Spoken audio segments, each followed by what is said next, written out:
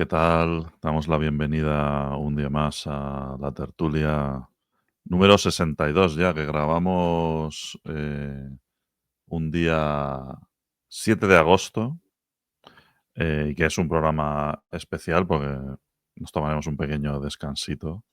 No sé si merecido, pero sí necesario durante un par de semanas o tres de tertulias. Le vamos a dar oxígeno a, a los, a los promotores de la evolución de la inteligencia artificial porque les metemos mucha presión. Lo hemos estado hablando y, claro, ellos dicen, hostia, es que hay tertulia el jueves y no hemos anunciado nada. Y entonces, pues eso al parecer, las oficinas de OpenAI, de Google, etcétera, está generando mucho estrés en la gente y tampoco, no, puede tener su parte buena, ¿no? Pero tampoco queríamos que en verano, pues esto tuviéramos que, fuéramos a ser nosotros los causantes de una crisis en estas compañías. Así que, empatizando al máximo con todos estos compañeros que nos ayudan a tener contenidos semana sí, semana también. Eh, lo dicho, haremos descansito y hoy, pues nada, cerramos un poco temporada, ¿vale? No vamos a hacer tampoco nada así especial. Yo creo que está bien cerrar con un programa normal, pero bueno, hablaremos un poco de todo, ¿no? Siempre hacemos también algo de retrospectiva cuando llegan estas fechas. Como no, hoy me acompañan mis copilots, Frank y Corti. ¿Qué tal? ¿Cómo estáis? Muy bien, aquí dispuestos a hablar un poco de todo y mucho de nada, que eso no lo has dicho, pero también es algo que yo creo que nos caracteriza. Y, y sí, a lo mejor pues hubiera estado bien, como hemos hecho, yo creo que los 2 primeros años, el hacer un último episodio antes del verano así como diferente, pero no da la vida y vais a tener que contentar con lo de siempre, con las noticias. Mm, que no es poco. Por cierto, en relación a lo que decía Lu, por eso hoy es jueves que grabamos y justo OpenAI ha dicho que iba a anunciar algo nuevo hoy, que es jueves. Empiezan a alinearse los Sí, días sí. de presentación de cosas con días de tertulia, entonces evidentemente hay un algo. Sí, pero han tomado la hora PST en lugar de la CDT y entonces lo van a anunciar cuando nosotros ya hemos grabado, con lo cual, Esto no, hasta no, septiembre no no lo podemos decir nada. terminan, sí, no lo terminan de pillar, ¿eh? El tema este del cambio de hora. Hay que explicárselo mejor. Y bueno, aquí ya sabéis que los americanos son muy eh, americacéntricos, pero la hora oficial mundial es la del meridiano de Greenwich, o de Greenwich, ¿cómo se pronuncia eso? Creo que es ¿Eh? Greenwich. Creo que la Greenwich. W no se dice, pero vamos. Y eso está más cerca, pero eso son los ingleses. Eso está más cerca del sitio en el que vivimos nosotros. Entonces, cuando se hace un anuncio, amigo, para una cosa global, pues a lo mejor tendrías que pensar en los horarios em, que sigue la mayor parte del mundo. Pero bueno, que sin más, mm, como castigo no vamos a hablar hoy del anuncio de esta tarde en el podcast y seguramente pues lo tengamos que comentar en redes sociales y cosas por el estilo. Pero sí, parece que eh, se viene algo así jugoso. Dicen que GPT-5, ¿no? Pero yo, como decían, lo veré cuando me lo crea. Porque siempre que montan, o sea, están alimentando el hype antes de tiempo, luego la cosa se desinfla bastante. Los mayores anuncios o las cosas más rompedoras han venido sin avisar, normalmente. O sea, nos hemos despertado una mañana y hemos dicho cómo, eh, y eso ya estaba ahí disponible y tal. Entonces, bueno, veremos. Pero bueno, como no podemos más que conjeturar sobre lo que pasará luego, pues vamos a hablar, si os parece, de lo que ya ha pasado, que es un poco a lo que aquí nos dedicamos y luego pues le metemos nuestro toque de tertulianos y de adivinadores del futuro. Así que Un inciso solamente, Lu. Yo desde aquí lo dejo caer, por si acaso, ¿vale? Pero ya que estamos, si Sam Altman quiere que hablemos un poco más y que le demos más bola a él y a su OpenAI, yo solo digo bueno, que se están haciendo por ahí ofertas 100 millonarias a desarrolladores y gente de la IA y tal. A lo mejor es la manera en la que nosotros podríamos darle un poquito más de bola. Que se lo piense si quiere y ya está. Como te diga. Podemos compartir una oferta de esas entre los 3, si hace falta. Perfectamente. sin Y problema. trabajar un mes y ya quedarnos tranquilos Ah. para toda la vida. Sí, a lo que hace alusión Frankie, por si alguien nos ha enterado. No sé si lo hemos comentado en la tertulia esto. Yo creo que no ha salido la tertulia. Es a un fichaje de una figura importante técnico de inteligencia artificial que ya pues ha sobrepasado esto, o sea, ha ido al siguiente, digamos, orden de magnitud en cuanto al sueldo que se le ha ofrecido. Esto parece que estamos fichando aquí futbolistas, ¿no? O jugadores de baloncesto. Y es un caso aislado, pero ilustra muy bien cómo tiene que ser la guerra por el talento entre estas compañías, ¿no? Ya ocurrió en la primera. Antes de toda esta era de que comenzó ChatGPT con la generativa y tal, pues ya había un trasvase de talento de la universidad a las compañías grandes, ¿no? Cuando la era del deep learning.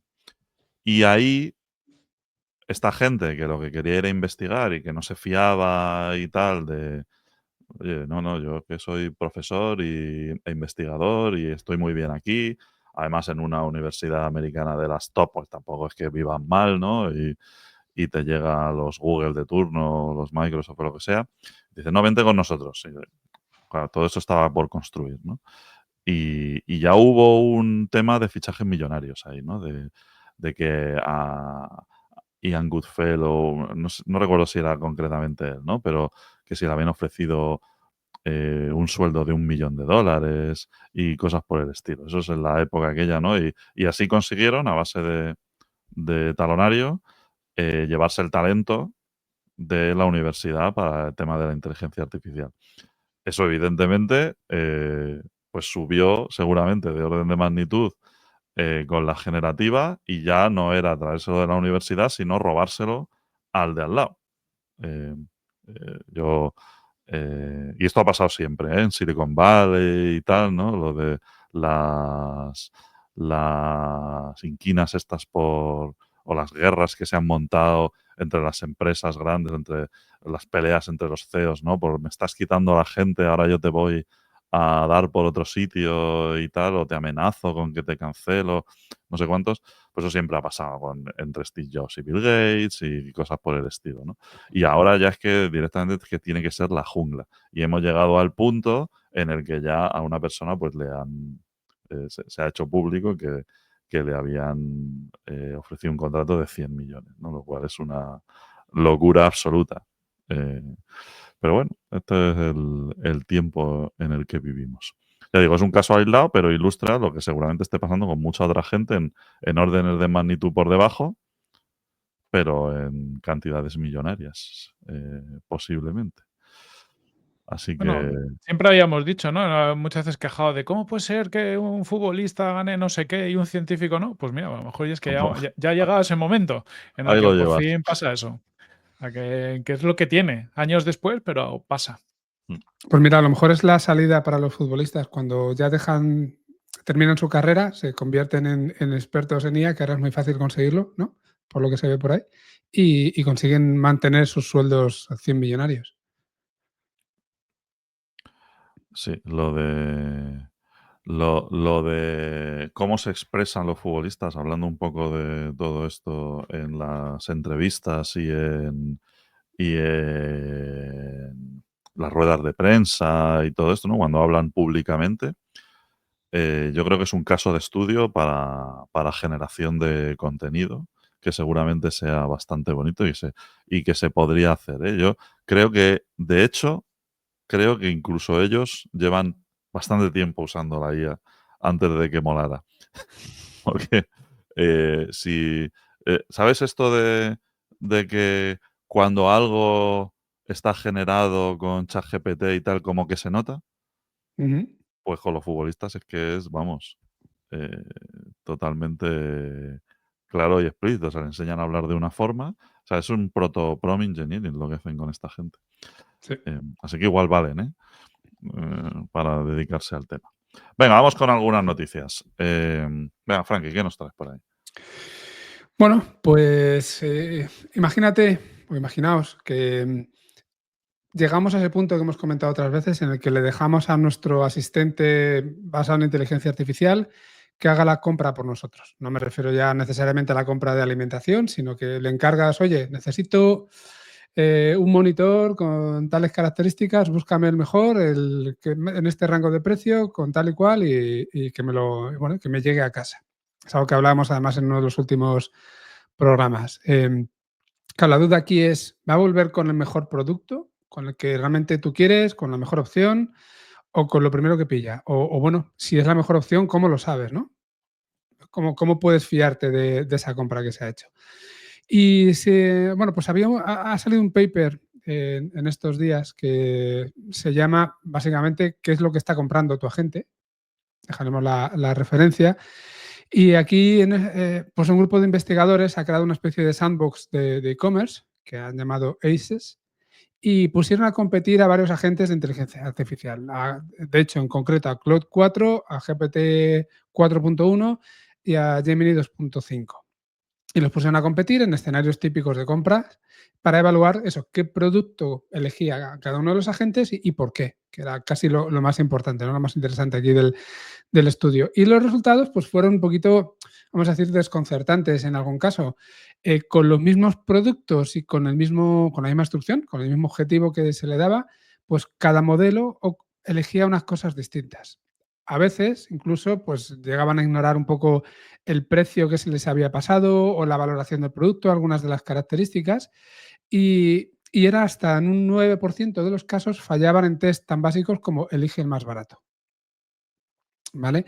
Aquí también a veces se notaba, por las pruebas que hacían, que cambios sutiles como el orden de los productos, cómo los encontraran, ¿no? en las tiendas o una palabra diferente en el prompt, pues modificaban también la elección de manera radical incluso. Y a veces los agentes parece que preferían el producto que estaba más a la izquierda, otros el del centro. Los anuncios patrocinados también reducían, por lo visto, la tasa de selección.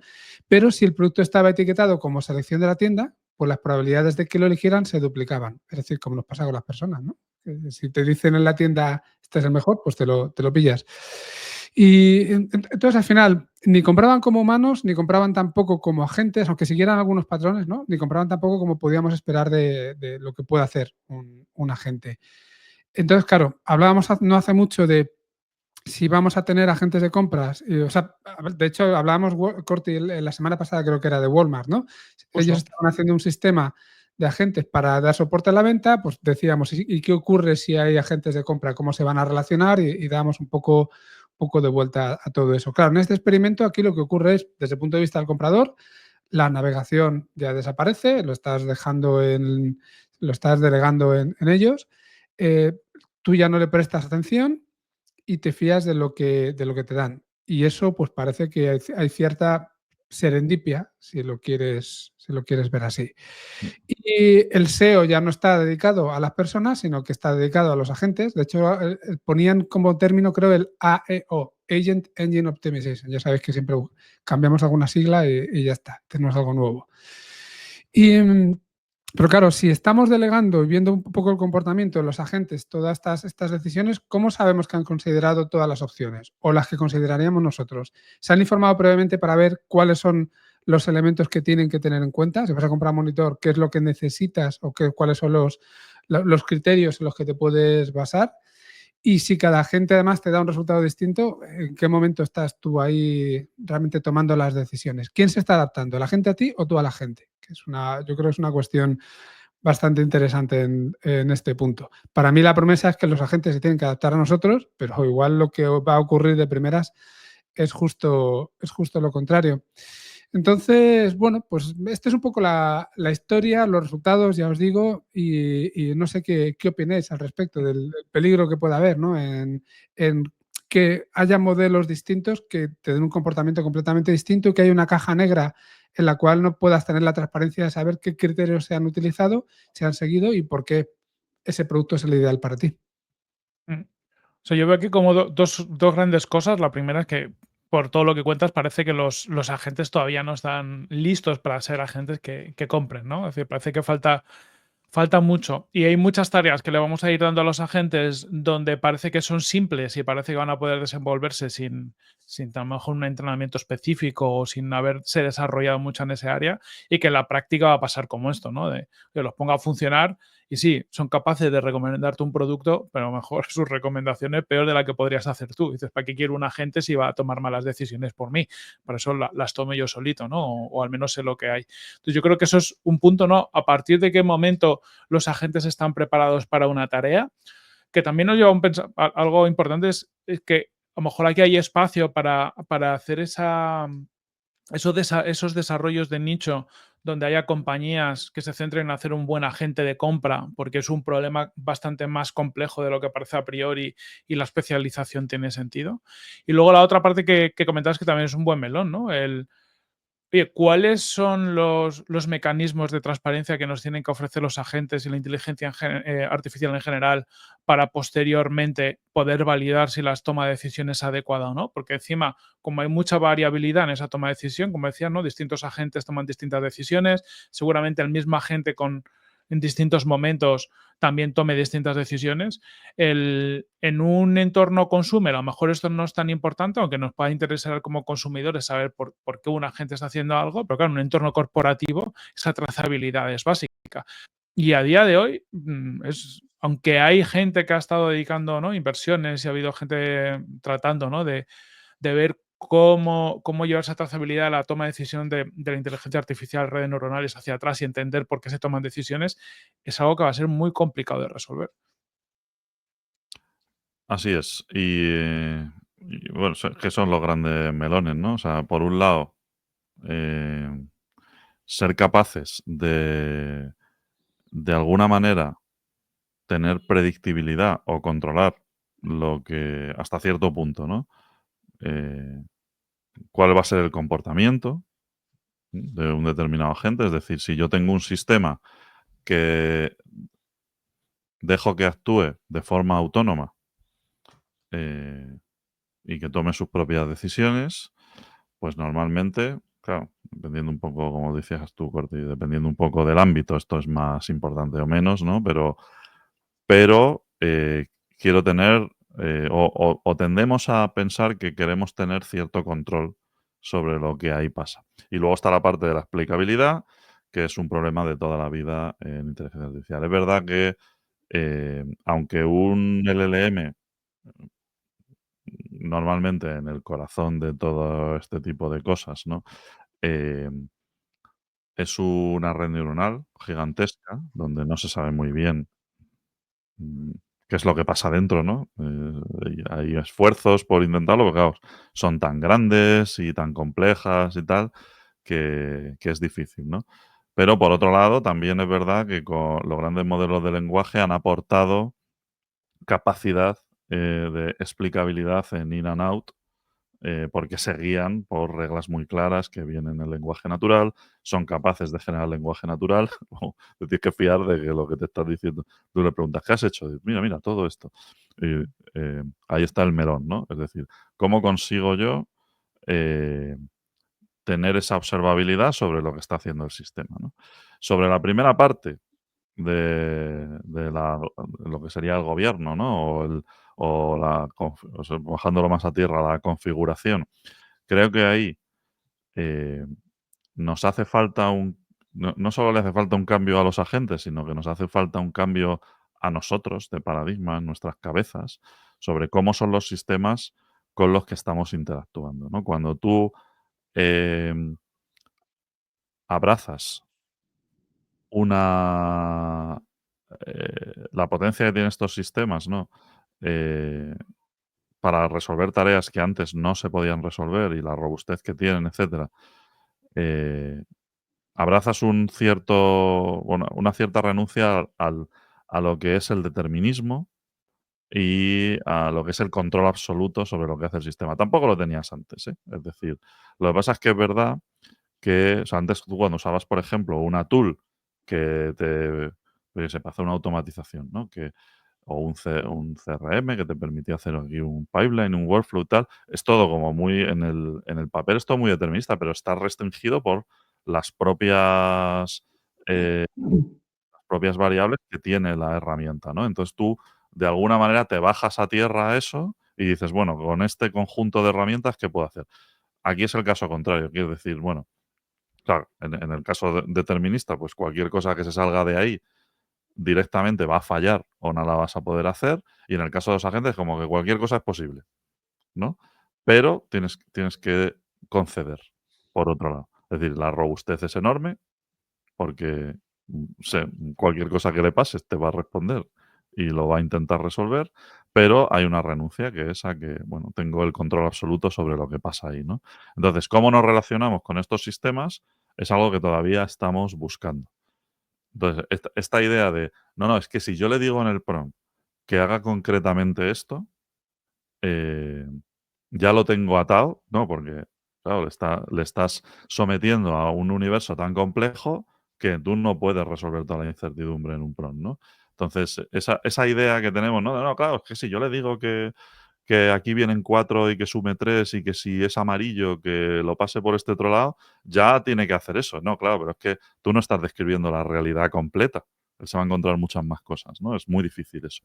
Y luego, por otro lado, y esto ya tiene implicaciones legales incluso, el tema de la observabilidad, la trazabilidad y la explicabilidad es algo a lo que, de hecho, estamos obligados, al menos en Europa, ¿no? Entonces, eso es un melón. ¿Qué se hace ahora? Pues ahora hay sistemas, ¿no? Que te permiten, pues se usan en el desarrollo de agentes, pero bueno, hay una especie de estándar que te permite eh, tener una visión, digamos, ordenada de cuáles son los pasos que ha seguido el agente en su toma de decisiones. Un agente dentro, pues, hace cosas, ¿no? Llama tools, se comunica con otros agentes, invoca un LLM, le pasa un prompt, recibe la respuesta, tal, bueno, pues todo esto, ¿no? Hay un workflow allí complejo donde pasan muchas cosas, pero existen herramientas que permiten registrar qué es lo que está pasando y tú puedes volver al pasado y decir, oye, pues mi chatbot le dijo esta cosa rara a este cliente que se me quejó, pues yo puedo ir allí y decir, a ver cómo fue la conversación, qué pasó aquí y encontrar cuál es la pieza que falló, ¿vale? Eh, Esto es lo que tenemos ahora y hay gente importante trabajando en el tema porque es algo relevante. Si va a ser suficiente para cubrir los casos que nos va a exigir la ley, pues eso está un poco por ver. Ahora mismo es lo que tenemos.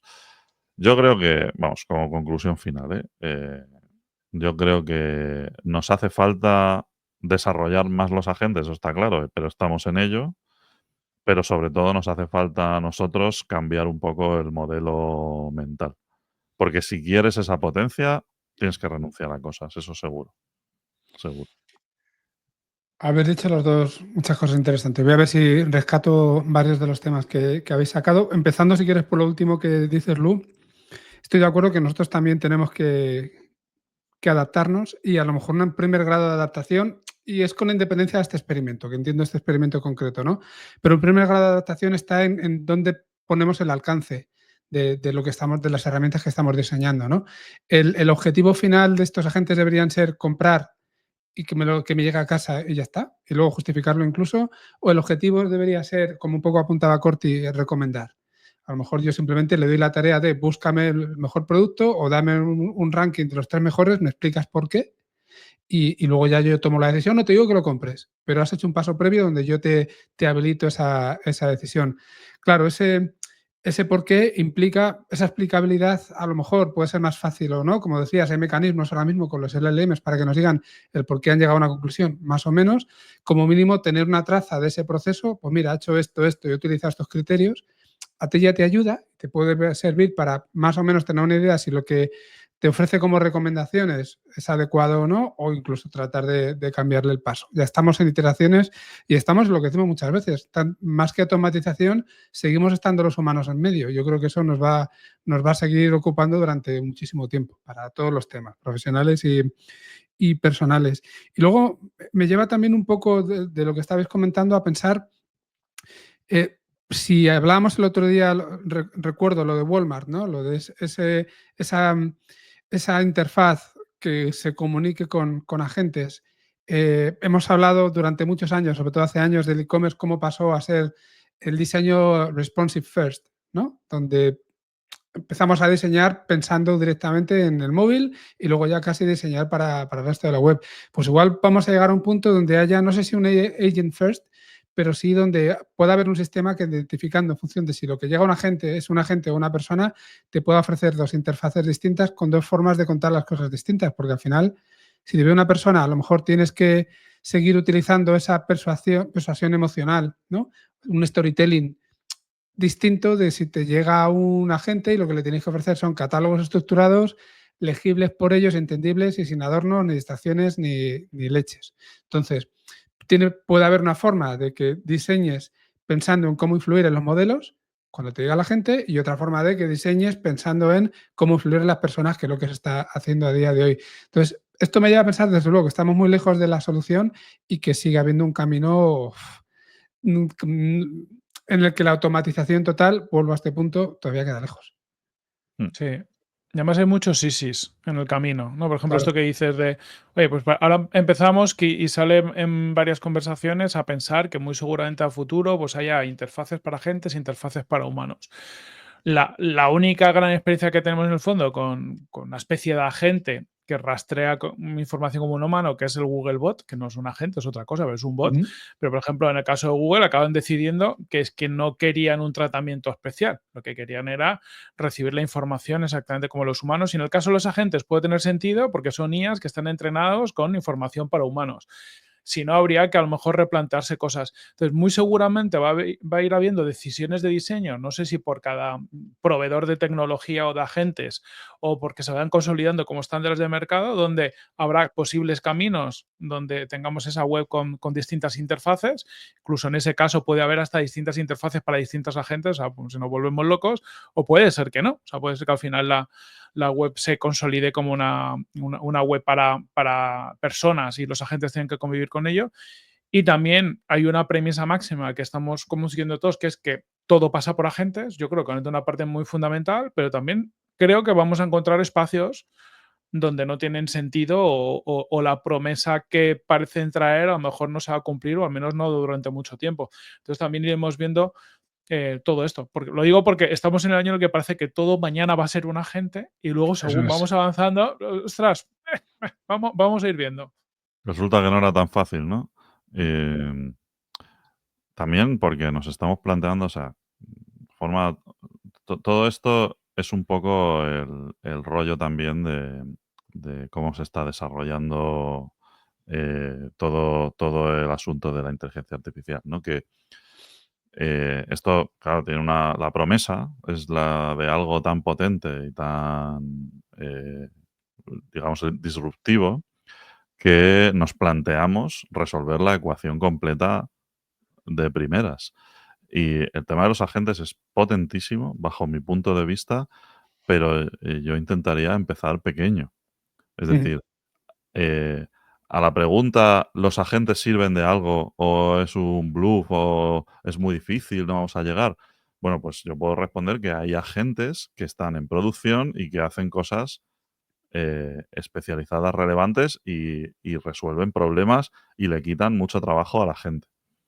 No, a la gente, no a la a otra gente quizá también. Y, eh, pero claro, se han planteado escenarios, digamos, muy narrow, ¿no? Es decir, Ujú. em, bueno, tengo un problema, lo tengo auditado, sé cómo se resuelve, me cuesta tanto dinero y sé que si meto un cacharro de estos, que no es fácil desarrollarlo, pero que es factible, pues resuelve. Esos agentes existen. ¿vale? Claro, aquí estamos planteando arenas de agentes que hablan entre ellos, uno le pide al otro la mercancía y le responde y no sé qué. Es que son tareas tan grandes que hacerlas en el primer paso a mí me parece un poco bestia, ¿no? Entonces yo creo que estamos en una fase de aprendizaje donde además los, los mimbres sobre los que se basa esto, ¿no? Los fundamentos también se van desarrollando de manera muy rápida y no sabes lo que vas a tener mañana, nuevas capacidades, etcétera, pero donde ya hay una potencia inherente en estos sistemas para resolver un montón de tareas. Lo que pasa es que, claro, tú tienes que reducir la incertidumbre y tú dices, no, no, claro, es que yo a la gente le digo que haga esto y ya se encarga él. No, a ver, evidentemente los huevos que tú no rellenas se lo va a inventar, va a alucinar, este tipo de cosas. Si tú reduces el scope de lo que tiene que hacer y le haces que haga focus, esto también nos pasa a las personas, pues se comporta mucho mejor, ¿no? Ujú. Entonces, nosotros, por ejemplo, hemos desarrollado agentes que son especialistas en un área muy concreta de conocimiento dentro de una organización y que funcionan perfectamente, ya sea para pues los típicos chatbots agénticos, donde hay especialistas para resolver determinado tipo de preguntas y saben de un tema concreto, no solo dónde ir a buscar la información, ¿no? Sino las particularidades y tal, pues es algo que se consigue. Hasta automatizaciones que funcionan, vamos, es muy raro ver que se equivoquen, ¿no? Pues agentes reactivos típicos, ¿no? Que están escuchando un canal o lo que sea, y que son capaces de tomar la decisión de contestar ellos, de cosas por el estilo. Esas cosas existen y funcionan. Entonces, eh, tecnología de agente, eso no solo que sea prometedor, es que es algo que es real. Ahora, que de repente ya se resuelve cualquier problema porque yo le pongo delante la palabra a la gente, pues eso es un camino muy largo, ¿no? Así que bueno, Totalmente. vamos a la rueda. Pero bueno, o sea, ya lo dijimos, ¿no? Haciendo un poco de retrospectiva, que 2025 iba a ser el año de los agentes, que íbamos a hablar de este tema, eh, y hemos acertado. Lo que pasa es que no solo se habla de este tema, porque tenemos más temas, ¿vale? Así que venga, vamos con el siguiente, que si no Venga, os se traigo otro tema que tiene cierta relación, luego lo veremos con eso también, pero es totalmente distinto. Una noticia que nos dice que Anthropic es el que se está consolidando como el principal player de inteligencia artificial para grandes compañías, con un 32% de la cuota de mercado de inteligencia artificial enterprise. Para que tengamos una idea, el 25, o sea, OpenAI es el siguiente con un 25% de la cuota de mercado. Estaremos hablando 32% para Anthropic y 25% para OpenAI. La gracia, sobre todo, es que venimos de que el año pasado OpenAI tenía un 50% de la cuota de mercado.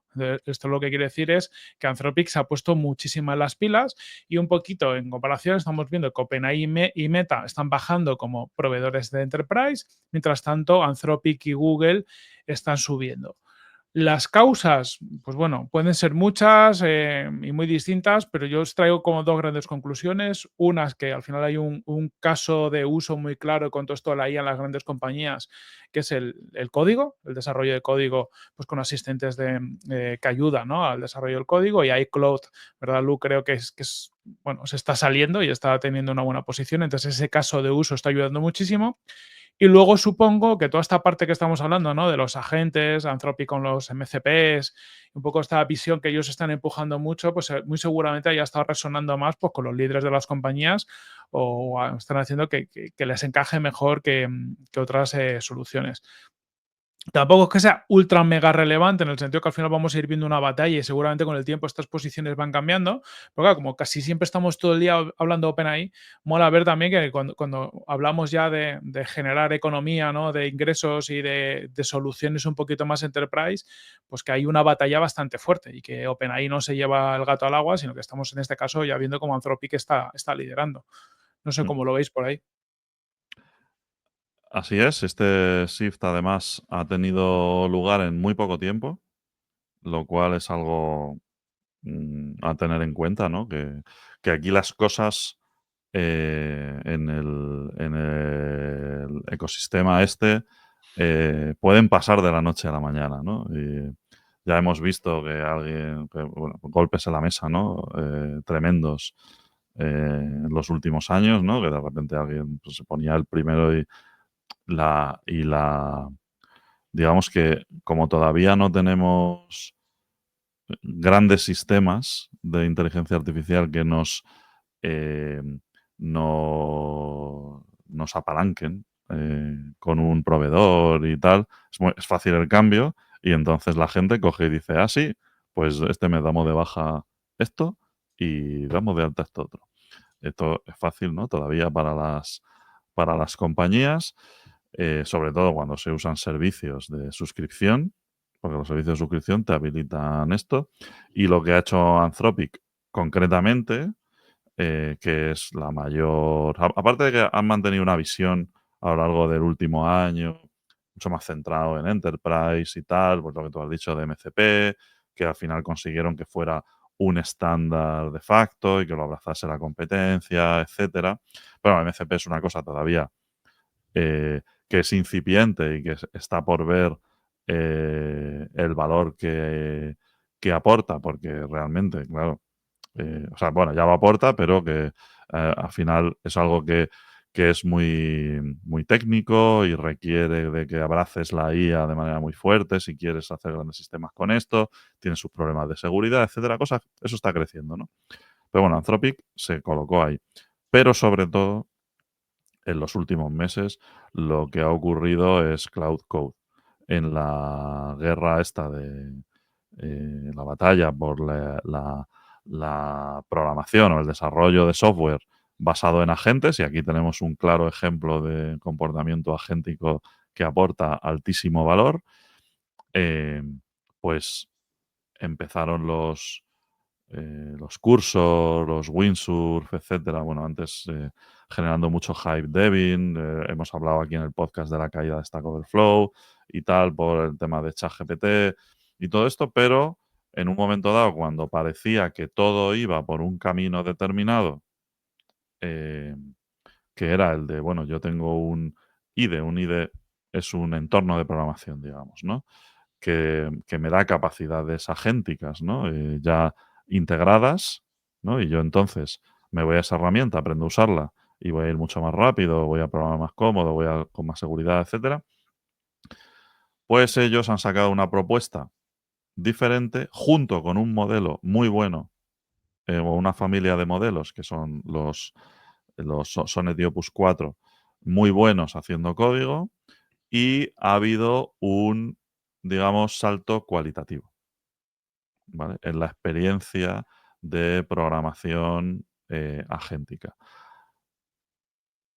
Tan cualitativo que ahora mismo, eh, pues todo el mundo o sea, empieza a estar más o menos de acuerdo en que ya sí la profesión del desarrollador de software cambia por completo. ¿Vale? Antes esto se veía como herramientas que te ayudaban a hacer lo que tú ya hacías mejor, como siempre había pasado, pero ahora ya pues el cambio es brutal, ¿no?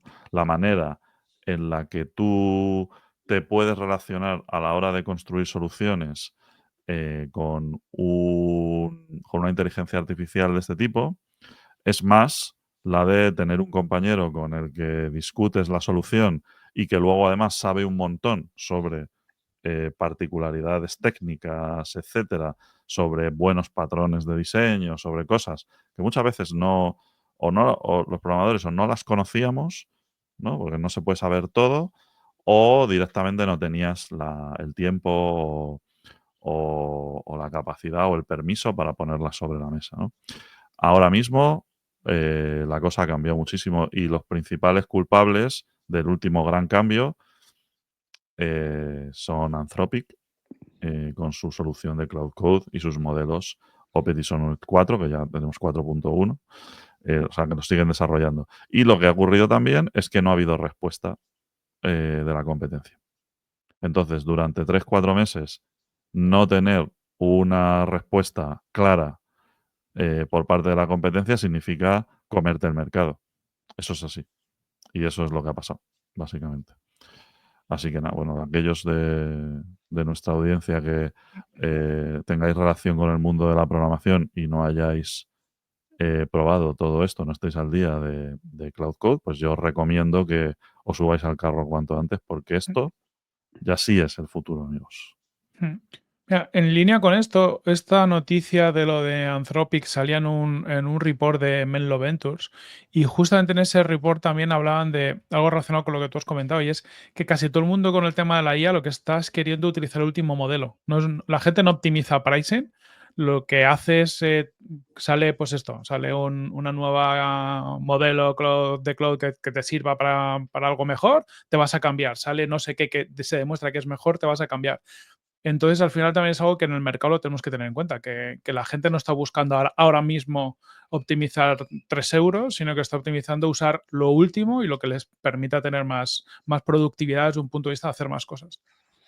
Y también al hilo de lo que decía Lu, podemos llegar a tener a lo mejor en algún momento la sensación de que la gente puede cambiar mucho de modelo por el hecho de que cada semana sale un modelo de un proveedor distinto que gana a todos los demás en los benchmarks, pero la realidad, y viendo lo que dice el informe, dicen solamente 66% actualiza a otro modelo superior, pero dentro de su proveedor, el 23% no hace ningún cambio y solamente el 11% cambia de proveedor.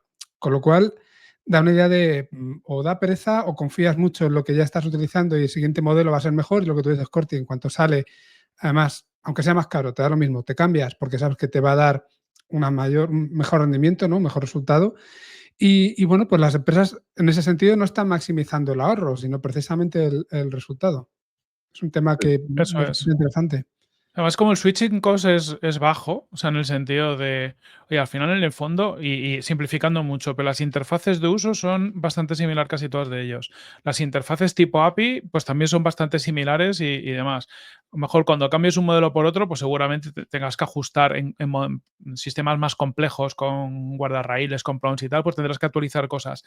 Pero hay una base común tan básica que es que al final tienes pocas barreras de salida, salvo que alguien lance un modelo que tenga algo particularmente especial, que yo qué sé, que dé una serie de habilidades que haga que esas barreras de salida sean más fuertes, es que te da igual, cambias en un día. Además, tienes una IA que te ayuda a cambiar el código que necesitas para hacer el cambio.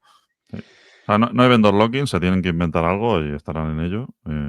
Pero, claro, el coste de cambiar, en el caso de Cloud Code, por ejemplo, pues sí que hay un coste porque te está proponiendo otra forma un poco diferente de programar y tal. Hay un coste, digamos, de transición, pero es que compensa muchísimo.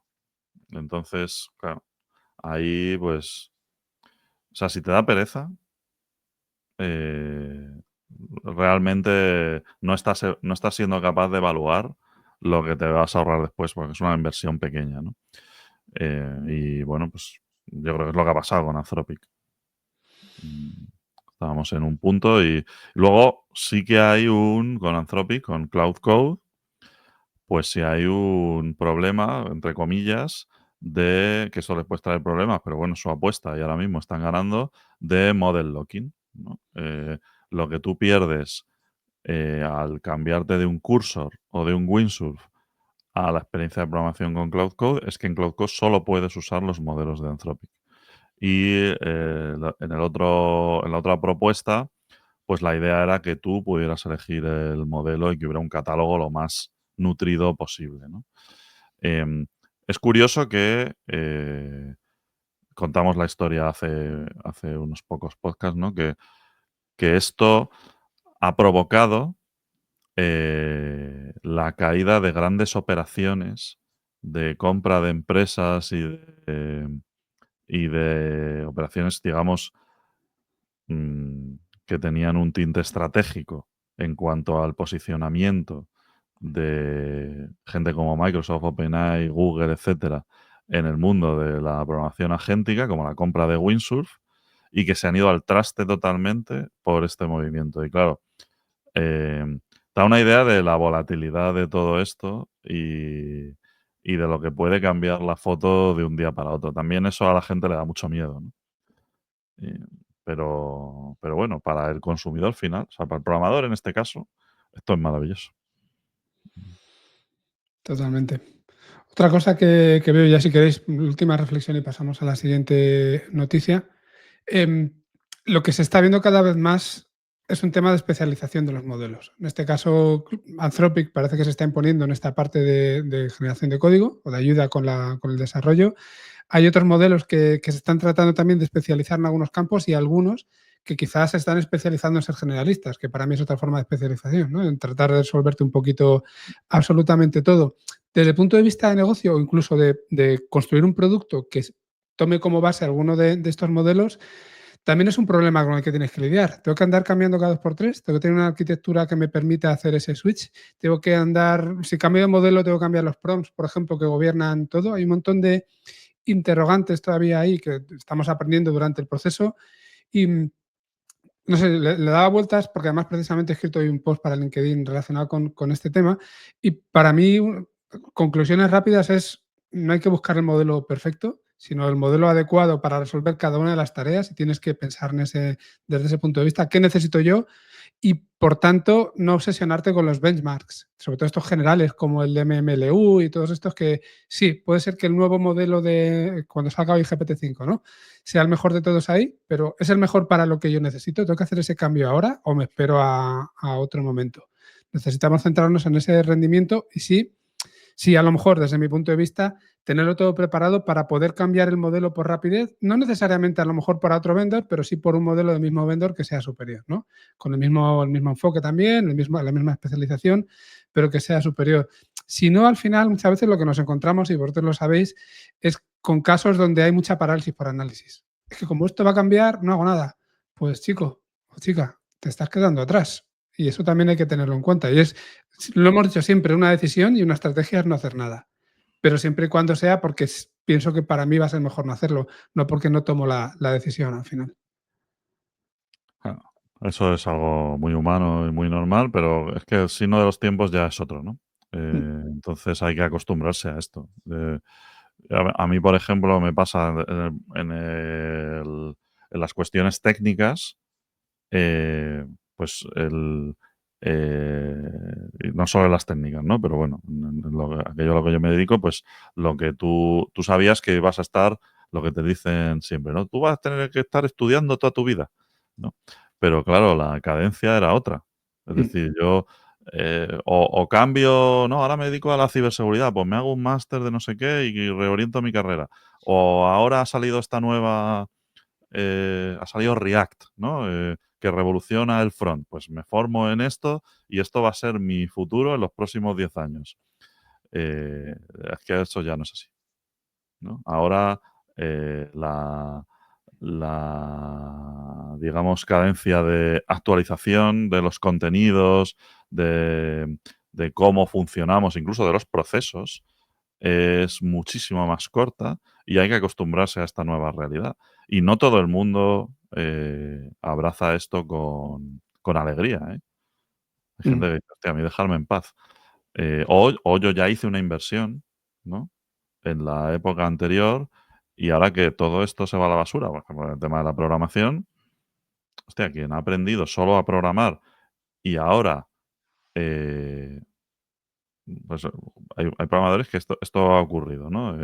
Ocurre, pues, gente que sabe traducir cosas a código y lo que hace no quiere saber nada, ¿no? Lo que hace es coger una tarea en el Jira y decir: "Yo hago esto", alguien se lo tiene que dejar muy bien definido y ya está, ese es mi trabajo y hago una detrás de la otra. Pues ese trabajo ya, o sea, ese tipo de skill no tiene valor ya. Ya no tiene valor. Entonces, pues tendrás que aprender, pues lo que, vamos, el desarrollo de software no es tan sencillo como eso, ¿no? Pero realmente donde está la dificultad es en entender lo que tienes que hacer, básicamente, no en convertirlo en código. Lo que pasa es que convertirlo en código te lleva mucho tiempo, ¿no? De mucho esfuerzo. Y ahora Sí. todo eso disminuye mucho. Entonces, hay gente que dice, pues que el 95% de lo que suponía mi valor diferencial en el mercado ya no vale nada. ¿No? Pues a lo que hay que agarrarse es al otro 5%, que quizá lo pones en la balanza y haces ese reparto de una manera un poco sesgada, porque tú crees que la mayor parte de tu esfuerzo mental se va en hacer una cosa, pero realmente donde está el diamante es en el otro lado, ¿no?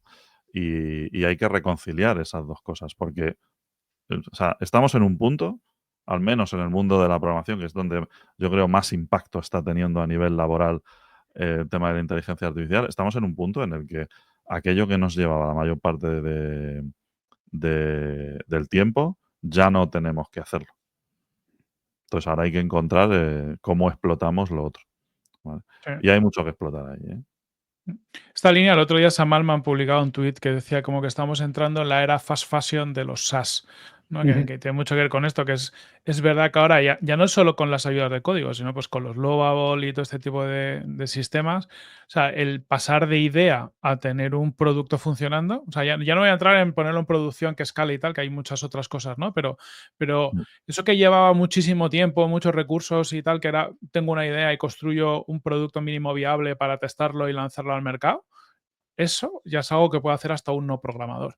Entonces, es que es un game changer importante. Sí. Como decía nuestro gran amigo Javier Cuervo, hace 20 años ya en su blog tenía como lema: la única constante es el cambio. En aquella época ya me parecía acertado, a día de hoy me parece innegable completamente. El que no lo quiera aceptar, desde luego, va a tener problemas. Hay que aprender a gestionarlo simplemente, ¿no? O sea, si tú estás en Twitter intentando enterarte de las noticias de IA, pues te puede volver loco. Pero porque no estamos haciendo el esfuerzo en gestionar ese canal. Y saber renunciar a muchas cosas también. Es decir, bueno, esto Sí. no, o sea, si yo quiero saberlo todo, pues todo ya no es un tema de la IA, todo ocurrió siempre, ¿no? Si yo quiero saberlo todo, pues pues evidentemente me abrumará. Pero vamos, que yo creo que es algo que tendremos que aprender simplemente, pero es es the new normal, ¿no? Como decían. Entonces, es lo que hay, amigos, no quejarse. Vamos con la última, chicos, Venga. que os estáis enrollando mucho, ¿eh? Yo flipo con lo que habláis. Em, Mira, ¿sabéis que, bueno, OpenAI hoy va a hacer un anuncio? Ayer sacó sus modelos open source y todo este rollo, ¿no? Que son cosas que yo creo que le podemos dedicar. Cuando esté un poco más madura la cosa y se hayan probado bien, le dedicaremos aquí un espacio en el programa seguro. Pero una cosa que me ha llamado a mí la atención eh, es un proyecto que han hecho, bueno, que tienen en marcha en OpenAI, un proyecto, una alianza con la administración pública allí, ¿no? Con las agencias federales, digamos. Y es que, bueno, se han anunciado, OpenAI ha anunciado una alianza con el gobierno a través de la Administración General de Servicios, la GSA, eh, mediante la cual pues, va a permitir acceso a las agencias federales a sus modelos por $1 al año. ¿Eh? ¿Sale bien? Sí, ¿Mm? Esto es una iniciativa que ellos llaman OpenAI for Government. Ellos o sea, han querido estar mucho ahí, ¿no? En la asesoría y todo esto. Y es un poco consolidación de una serie de iniciativas anteriores que han venido haciendo, ¿no? Y lo han transformado en esto. Entonces, bueno, Sam Altman, evidentemente, pues hace su discurso, ¿no? Y te dice que esto es uno de los modos para asegurar que la IA beneficia a todos, traerla a los funcionarios, que son los servidores del país, etcétera. Eh, Esto contribuye además al plan de acción de IA que tiene Trump y además le cuesta $1. Y tú dices, bueno, pues esto a OpenAI, eh, pues esta oferta simbólica, ¿no? ¿Por qué le interesa? ¿No? Y entonces, si te pones a rascar, pues ya empiezas a ver que si tienen un contrato piloto con el Departamento de Defensa por $200 millones, y cosas por el estilo, ¿no? O sea, es decir, todo ese, digamos, dinero que dijo Trump que iba a destinar al desarrollo de la IA y tal, pues se lo va a gastar en alguien y parece ser que en OpenAI quieren ser muy amiguitos, por lo que sea. Así que, bueno, a nosotros no sé si nos afecta mucho este tema de O sea, no creo que lo vayan a hacer con agencias de otros países, este tema del acceso ilimitado a los modelos. Y luego, otra cosa que yo quiero ver es cómo hacen uso los funcionarios de todo esto, ¿no? Porque una cosa es decir, yo te pongo ChatGPT y lo puedes usar todo lo que quieras y luego, pues lo que hemos visto muchas veces, ¿no? Eh, Otra cosa es el tema de la adopción, ¿vale? Pero bueno, simplemente era eso, es una noticia del día de ayer, ya lo tienen si eres funcionario en los Estados Unidos, pues ya lo tienes disponible. Así Aquí que yo creo que salen cosas que están muy relacionadas con algunos temas que hemos estado comentando hoy, ¿no? Eh, por ejemplo, si entran ellos como proveedor principal o inicial, al menos, dentro de los organismos públicos de Estados Unidos, después de un año, si hay que cambiar de proveedor, al hilo de lo que decíamos antes, pues hombre, en una empresa puede ser más dinámico, pero en un organismo gubernamental puede ser más costoso, más lento, políticamente a lo mejor puede ser más complicado. O sea, ahí sí que van a meter una patita que va a ser difícil quitarles de ese sitio. Y luego, también relacionado con otra cosa que comentábamos antes, con esto de los niveles de transparencia que decías tú, Lu, y que en el caso de los gobiernos pues tiene que ser todavía mucho mayores, se va a poder auditar de alguna forma el por qué una decisión se ha tomado con respecto a una IA, pero sobre todo si en lugar de ser OpenAI fuera Anthropic o fuera cualquier otro, al hilo de lo que decíamos de la compra, ¿no? Si yo le estoy pidiendo que me compre un producto y cada modelo me da un resultado distinto, si le estoy pidiendo que me ayude con una ley, si cada modelo te puede dar un resultado distinto, joder, ¿qué parte de capricho hay ahí, ¿no? O de dependencia de un modelo cuando el resultado. O sea, la política de tu país se puede ver, o la gobernanza de tu país se puede ver influida por qué modelo se tome, cuando no debería ser así. Se ve influida por los políticos, pero los políticos al final los eligen las personas, ¿no? Para bien o para mal. Pero aquí puede depender de ese capricho del modelo, no sé cómo lo veis. ¿y quién tiene el control, no? De lo que hace Claro. el modelo por detrás. Mira, Elon Musk ya no es muy amiguito de Donald Trump, porque si no esto sería con Grok. Em, pero Elon Musk, no sé si lo hemos hablado esto en el podcast, ¿eh? Porque es una cosa de hace mes y pico y tal. Eh, en un momento dado dijo que en XAI estaban desarrollando una iniciativa eh, que tenía que ver con que los modelos se han entrenado con datos generados por humanos en Internet, que eso tiene muchas imprecisiones y que entonces ellos están trabajando en un dataset paralelo a ese para entrenar sus modelos con todo eso revisado. Muy ¿Eh? bien. O sea, que hagan Respondiendo lo que Elon dice que hay que responder. eso es. Entonces, vamos, es el mayor proyecto de revisionismo de la historia de la humanidad, ¿no? O sea, cambio todo lo que pone en Internet para entrenar a mi modelo con lo que yo considero que es lo correcto, ¿no? Para eliminar sesgos, dice el cabrón. Entonces, claro, tú imagínate que te ponen, ahí lo que tú dices, Frankie, que te ponen un modelo, ¿no? Que están usando los funcionarios que está entrenado así con un Mm. dataset que además es que me lo he inventado yo, ¿no? O sea, es que eso ya puede ser tremendo. Y la gobernanza de eso es muy difícil, por cosas que ya hemos comentado. Porque, o sea, a ver, una cosa que pueden hacer, ¿no? Las agencias federales en los Estados Unidos es exigir a OpenAI, oye, si me vas a dar acceso a GPT-4o, ponte, tengo que poder ver el dataset con el que se entrena. La administración pública podría exigir esto, ¿no? Si quieres trabajar conmigo, ¿quieres que te pague $1? Pues tienes que darme esto. Em, claro, ¿lo van a hacer? No creo, ¿no? Pero es verdad que es muy oscuro, ¿no? Y es algo a ver, ¿quién tiene el control sobre lo que dice o lo que deja de decir? Está la cosa complicada. Sí, sí. Pero bueno, es simplemente para que estemos al día de este tipo de iniciativas. A Sam Altman le come la tostada por un lado, pero esa se las sigue merendando por el otro o sigue fabricando cosas nuevas y seguimos un poco ahí en la brecha. Veremos cómo se consolida todo esto además de proveedores de IA para la administración pública en Europa, que es un tema calentito también, porque en Europa la administración pública puede aprovecharse de estas cosas, pero claro, aquí trabajamos de otra forma, somos muchos países y además tenemos el AI Act y todo esto, así que bueno, yo creo que seguiremos informando sobre este tipo de cosas. Si queréis lo vamos a dejar aquí ya por este verano. Sí, por supuesto.